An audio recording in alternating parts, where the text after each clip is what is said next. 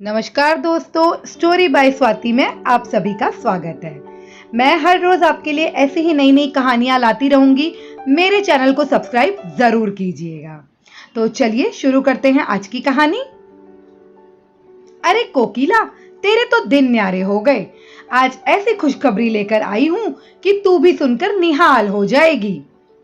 कोकिला की जेठानी सुशीला बोली।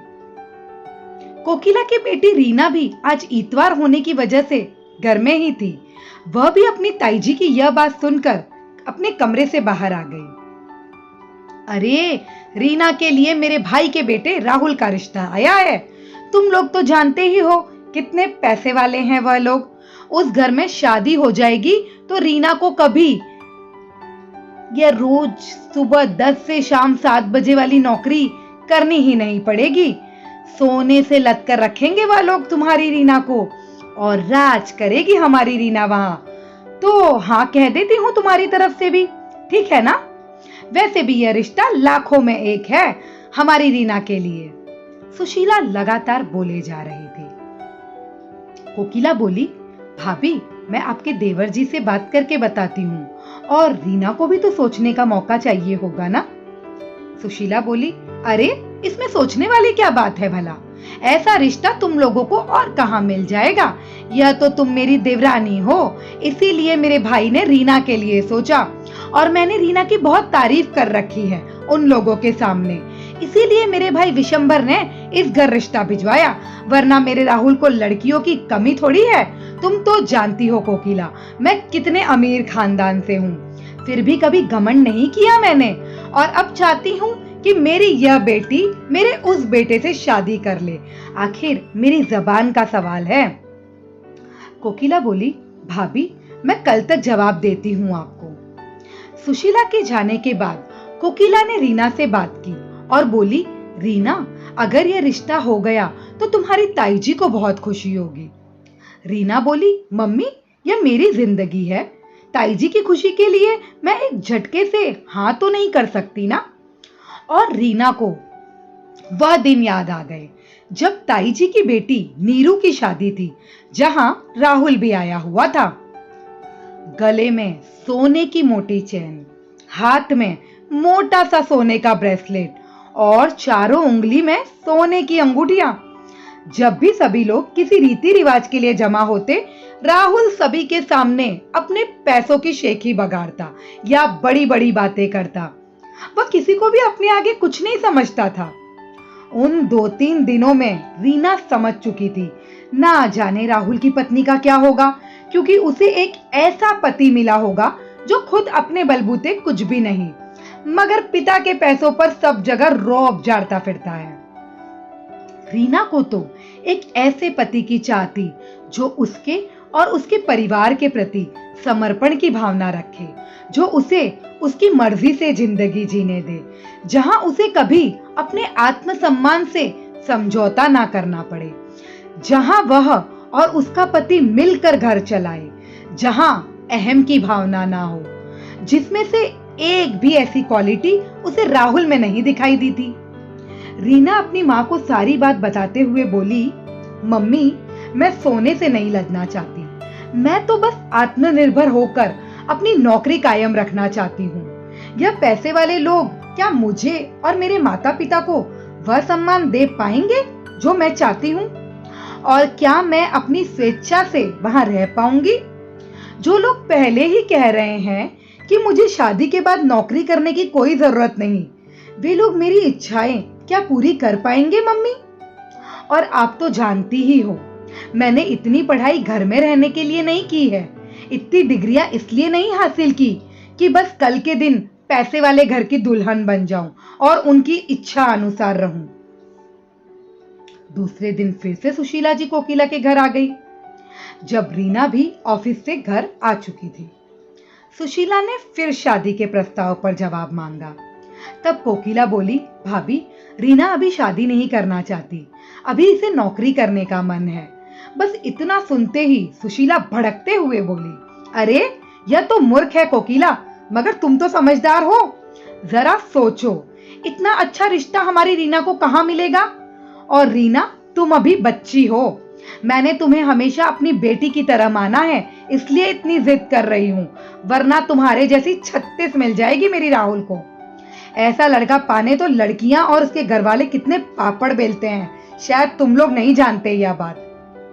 रीना ने जैसे ही बोलना चाहा, कोकिला ने उसे आंखों के इशारे से चुप रहने का इशारा किया। सुशीला बोली, तुम दोनों माँ बेटी के ये इशारे खूब समझती हूं मैं। अभी भी सोच लो, 2-3 दिन में जवाब दे देना, वरना राहुल के लिए रिश्तों की कमी नहीं है। कोकिला खुद भी रीना की बातों से सहमत थी। वह जानती थी रीना बिल्कुल सच कह रही है, क्योंकि कोकिला जब शादी करके इस घर में आई थी, वह भी पढ़ी लिखी युवती थी। घर में सास ससुर का पहले ही स्वर्गवास हो गया था। घर में सुशीला जी का ही शासन चलता था। कोकिला भी नौकरी करना चाहती थी, मगर सुशीला बड़े खानदान की बेटी थी, जिसने नौकरी को हमेशा तुच्छ नजरों से देखा था। संयुक्त परिवार में उन्होंने कोकिला को नौकरी करने की इजाजत नहीं दी। तब मन मार कर रह गई थी कोकिला। बाद में परिवार तो अलग हो गए, मगर कोकिला के आत्मविश्वास में कमी आ गई थी, जिस वजह से वह बाद में भी नौकरी नहीं कर पाई। कोकिला नहीं चाहती थी जो उसके साथ हुआ वही उसकी बेटी के साथ भी हो। उसने अपनी बेटी को खूब पढ़ाया लिखाया था, ताकि उसकी बेटी आत्मनिर्भर बन सके। थोड़े समय बाद ही सुशीला के कानों तक बात पहुंची कि रीना की सगाई किसी स्कूल में पढ़ाने वाले अध्यापक से तय कर दी गई है। सुशीला अपने पति सोमेन से बोली, पता नहीं इन लोगों ने उस अध्यापक में क्या देखा होगा। खुद तो मिडिल क्लास हैं और अब बेटी को भी मिडिल क्लास परिवार की बहू बना दिया इन लोगों ने। मेरे राहुल से शादी होती तो राज करती रीना, मगर जाने दो, उसकी किस्मत में राज करना लिखा ही नहीं। अब दोनों पति पत्नी नौकरी करेंगे तब घर का खर्चा उठा पाएंगे। रीना भी तो उसकी 10 से 7 वाली नौकरी में ही खुश है। अब बंदर क्या जाने अदरक का स्वाद। मैंने इतना अच्छा रिश्ता बताया था, लगे हाथ एक तीर से 2 निशान साधे थे, मगर अब किसी की किस्मत ही फूटी हो तो क्या कर सकते हैं। नाराज होते हुए बोली सुशीला। पति सोमेन बोले, भाग्यवान, अब नाराजगी ही दिखाओगी या बधाई देने भी चलोगी। सोमेन और सुशीला जब बधाई देने उनके घर पहुंचे तो वहां लड़का सुकेत और उसका परिवार भी मौजूद था। देखने से ही पता चल रहा था कि बहुत साधारण लोग हैं, साधारण कपड़े, व्यवहारिक और मधुर भाषी। रीना और सुकेत ने सुशीला और सोमेन के पांव छुए। सुशीला अनबुझे मन से आशीर्वाद देते हुए बोली, बेटा सुकेत, तुम्हारी किस्मत में लिखी थी रीना, अब क्या कहें, सबकी अपनी अपनी किस्मत। सुशीला जब भी ऐसी कोई बात करती, रीना को बहुत गुस्सा आता, मगर वह अपनी माँ की वजह से चुप रह जाती। सुकेत और रीना की शादी की तारीख पक्की हो गई और शादी की खरीदारी शुरू हो गई। रिवाज के अनुसार करीबी रिश्तेदारों को बुलाकर खरीदारी का सारा सामान दिखाया जाता है। कोकिला ने अपनी ननद, बहन, जेठानी, देवरानी, सारे रिश्तेदारों को बुलाया, जहां सभी ने गहने और कपड़े लत्तों की बहुत तारीफ की। मगर सुशीला बोली, अध्यापक जी की तो औकात इतने हल्के कपड़े और गहनों की ही थी। बेचारे एक साधारण नौकरी वाले आदमी जो ठहरे, और माता पिता के पास भी तो ज्यादा पैसा नहीं है। अब खानदानी पैसों की तो बात ही अलग होती है। बेचारे गरीबों की इतनी औकात कहाँ कि कुछ महंगा दे पाए। उतने में कोकिला की ननंद बोली, सुशीला भाभी, आजकल सोना बहुत महंगा हो गया है, फिर भी बहुत कुछ दिया है सुकेत के घर वालों ने। सुशीला बोली, अरे जीजी, इसे बहुत कुछ कहती हैं आप। अभी आपने मेरे मायके के ठाट नहीं देखे, इसलिए आपको यह साधारण चीजें भी अच्छी नजर आ रही हैं। रीना कोकिला जी की आंखों को देखकर फिर से चुप रह गई, वरना उसका मन तो कर रहा था कि वह अपनी ताई जी से कह दे कि जीवन में पैसा ही सब कुछ नहीं होता, प्यार और मान सम्मान उससे कहीं ज्यादा सर्वोपरि है। कभी उन्होंने अपने भांजे राहुल को देखा है किसी की इज्जत करते हुए? और वह करेगा भी क्यों? उसे तो अपने पैसों का बहुत अहम है, बिल्कुल आपकी तरह। मगर वह चाहकर भी कुछ नहीं बोल पाई, क्योंकि वह नहीं चाहती थी कि उसकी वजह से रिश्तों में कोई दरार आ जाए। सुकेत और रीना की शादी अच्छे से संपन्न हो जाती है। रीना को उसके ससुराल में खूब प्यार और सम्मान मिलता है। सुकेत तो रीना से बहुत प्यार करता ही था, उसके माता पिता भी रीना को अपनी बेटी की तरह प्यार करते थे। रीना और सुकेत रोज सुबह दोनों साथ में नौकरी पर जाते।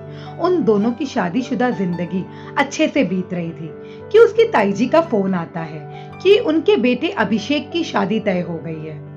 रीना शादी में जाने की तैयारी कर रही होती है कि रीना की सास मालती जी कहती हैं, रीना तुम्हें 2-3 साड़ियां और खरीद लेनी चाहिए, आखिर यह भी तुम्हारे घर की शादी है, तुम्हें जो भी शॉपिंग करनी हो तुम कर सकती हो। रीना बोली, मम्मी जी अभी 3 महीने पहले ही तो मेरी शादी हुई है और मुझे इतनी भारी भारी साड़ियां पहनने का शौक भी नहीं है। अलमारी में कितनी सारी साड़ियां ऐसे ही पड़ी हैं जो मैंने अब तक पहनी नहीं। मालती जी के बहुत आग्रह पर रीना 2-3 कॉटन की सिंपल साड़ियां खरीद लेती है जो उसे ऑफिस में भी काम आ सकती थी। रीना और सुकेत ताई जी के बेटे अभिषेक की शादी में पहुंचते हैं, जहां ताई जी के मायके का परिवार भी उपस्थित था। शादी वाले घर में तो ढेरों काम रहते हैं।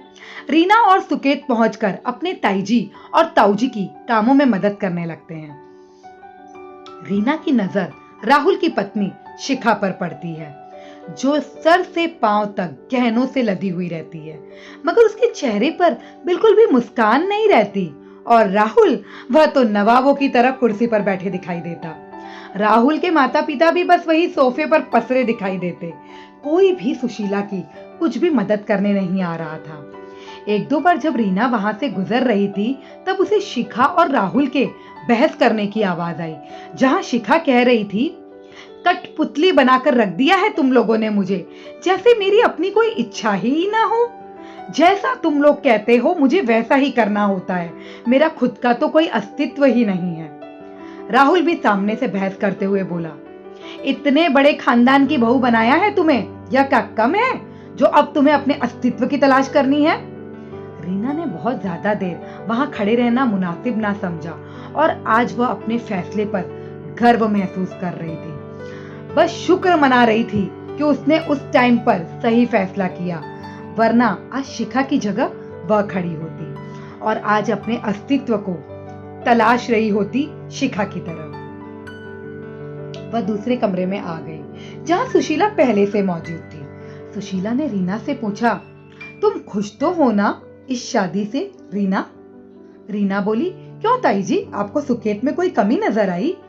ताई जी बोली, अरे नहीं, दामाद जी तो बहुत अच्छे हैं, आए हैं तब से तुम्हारे ताऊ जी के साथ काम में लगे हुए हैं और उनका हंसमुख स्वभाव तो ऐसा है जो रोते हुए को हंसा दे। मगर बेटा, सिर्फ प्यार से तो जिंदगी नहीं चलती ना। तुम्हारी ये सिंपल सी साड़ी और सिंपल से गहने बहुत कुछ कह रहे हैं। रीमा बोली, ताई जी मेरे गहने और कपड़ों पर मत जाइए, मुझे ऐसे ही रहना पसंद है। आपको मेरी मुस्कान देखकर समझ जाना चाहिए कि मैं बहुत खुश हूँ। आज रीना भी चुप रहने वाली नहीं थी। वह बोली, ताई जी शिखा सर से लेकर नीचे तक सोने के गहनों से लदी हुई है, मगर उसके चेहरे पर बिल्कुल भी मुस्कान नहीं है। मुझे लगता है आपको यह बात जरूर पता करनी चाहिए कि शिखा खुश क्यों नहीं है। मैं खुश हूँ क्योंकि जिस तरह मैं अपने पति की हर बातों में समर्पण की भावना रखती हूँ, मेरे पति भी मेरी हर बात पर सहमति जताते हैं। मैं अपनी स्वेच्छा से अपनी जिंदगी जी पा रही हूँ, बिना किसी दबाव के। मेरे ससुराल वाले हर बात में मेरी भी राय लेते हैं। रीना की बातों से ऐसे लगा जैसे रीना ने ताई जी को एक सबक दे दिया हो। जो बात सुशीला तो पहले से जानती थी, रीना की बातों में एकदम सच्चाई थी। शिखा चाहते हुए भी अपने मन मुताबिक जिंदगी नहीं जी सकती थी। उस पर घर वालों की बहुत बंदिशें थी। शादी के बाद शिखा की मुस्कान कहीं खो सी गई थी। वहीं दूसरी तरफ रीना पहले से भी ज्यादा खुश नजर आ रही थी। राहुल घर का बेटा होते हुए भी एक जगह कुर्सी पर बैठा हुआ था और दूसरी तरफ सुकेत घर का जवाई होते हुए भी हंसते हंसते अपने ताऊ जी के सारे कामों में मदद कर रहा था। आज सुशीला भी यह बात समझ चुकी थी कि सिर्फ पैसा होना ही खुशी प्रदान नहीं कर सकता। असली खुशी तो वह है जहां पति पत्नी की एक दूसरे के प्रति समर्पण की भावना हो, जहां दोनों एक दूसरे की हर बात पर सहमत हो, जहां एक बेटी बहू बनने के बाद भी स्वेच्छा से अपनी जिंदगी जी सके। दोस्तों, अक्सर कई बार ऐसा होता है कि लोग अपनी बेटियों की शादी ऊंचे खानदान में करना चाहते हैं, मगर क्या यह ऊंचे खानदान वाले लोग आपकी बेटी को उसकी इच्छा से जिंदगी जीने देते हैं? क्या उसे घर में वह मान सम्मान मिल पाता है जो उसे मायके में मिलता था? सोचिएगा जरूर। आपको यह कहानी कैसी लगी? कृपया कमेंट बॉक्स में अपनी प्रतिक्रिया जरूर दीजिएगा और हाँ, मेरे चैनल को सब्सक्राइब जरूर करिएगा। धन्यवाद।